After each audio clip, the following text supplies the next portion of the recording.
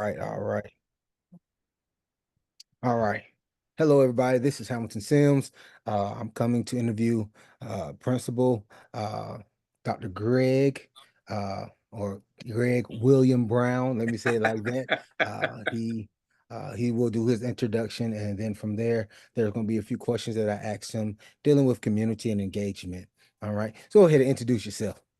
Hello, my name is Dr. Gregory Brown. I am presently the principal of Herb Mixon Elementary School, Newton County Schools. All right, all right. Now, first question, so we can get you in and get you out. First question is, uh, who are your current community partners?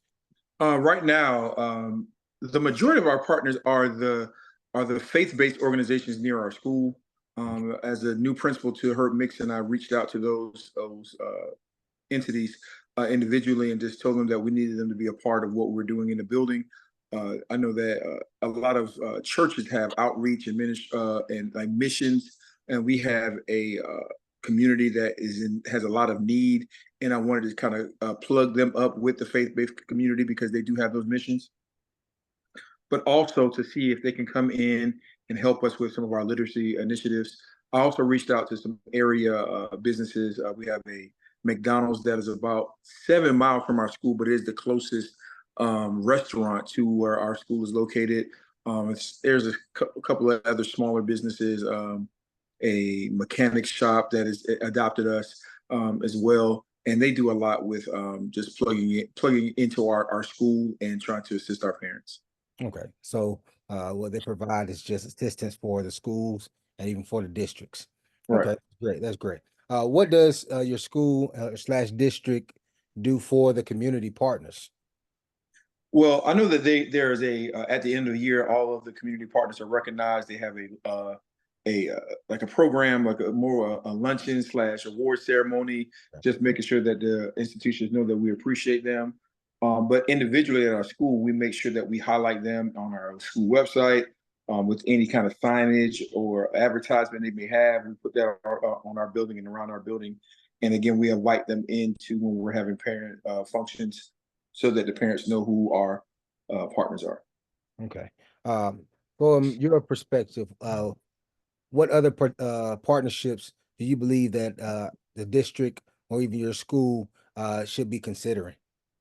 Well, right now we're trying to reach out to some of the larger corporations that are in Newton County or use Newton County as their base of operations. I know that Meta slash Facebook is a part of Newton County now. They have a facility. General Mills has they have a facility that we're trying to become partners with so that we can get not only just food to those families who are in need of it, but a lot create field trips, look at job opportunities there for our parents, and also as far as careers, CCRPI type initiatives through some of those larger corporations. So I think that's where we're going next. And also Newton County is huge. Now that we have Three Ring Studios, which they are making major movie productions that we want to try to plug in and make them a partner as well. Oh, that'd be great. That'd be great. Get your school in a movie. Absolutely. That'd be awesome. Get the Uh, principal of the movie. yeah, yeah, I'm telling you, hey, there you go. Have another Mr. Clark. That's it right there. That's it right there. That'd be great. Yeah. Last question, and I'm gonna let you go. What would you need to be, what do you think need to be done to make more current and future partnerships more equal? In other words, both of them have a voice uh in dealing with the partnerships and the things of the school and district.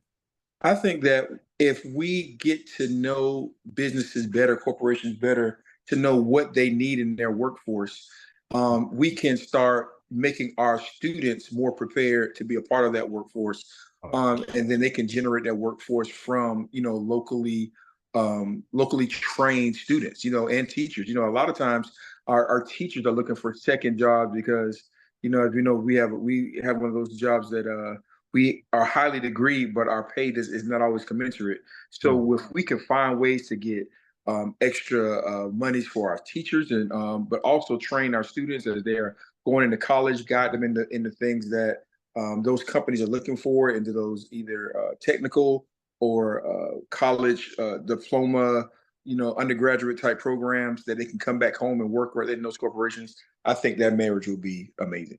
Oh, that's great. That's great. I got one personal question. Do you feel, magic question, do you feel like there needs to be more, um, probably not at the elementary level, but definitely at the high school level, more trade type of um trade classes dealing with, because not everybody's going to college. Uh, I agree. you think there Yeah, and, should and I be? do, and I think that's something that can happen in that eighth grade, between eighth and 10th grade. We start interviewing students to see what they enjoy doing, where they see themselves. And a lot of times, kids don't know what options they have. Mhm. We have students, especially, and I want to kind of focus on that those students that are not necessarily A students, but not necessarily those DF students, the ones that are right on that cusp. Really need to have a different kind of conversation to see, hey, do you want to ramp up a little bit so that you can get a college degree, or do you want to go this technical track? You may not need to take biology and calculus. You may need to take more of a business math or basic math, but also create time where they can go out and get on the job training, get certifications while they're in high school, while they Right. have support, while it's free. And then when they're leaving high school, they're already ready for the workforce, and there's not that gap. I think we lose a lot of our high school kids. They get the diploma, but there's a gap between the diploma and what they do next. They're already plugged into those things. They can go right there through some on-the-job training type opportunities. And also, even with our athletes, not all of our athletes are going to translate into college athletes, but Right. they may have different skill sets, whether that be military, whether that be technical training, or finding out what they're really into. If it needs a college degree, how to get them those scholarships early, and use the discipline of athletics to push those initiatives. Nice, nice. Thank you, thank you.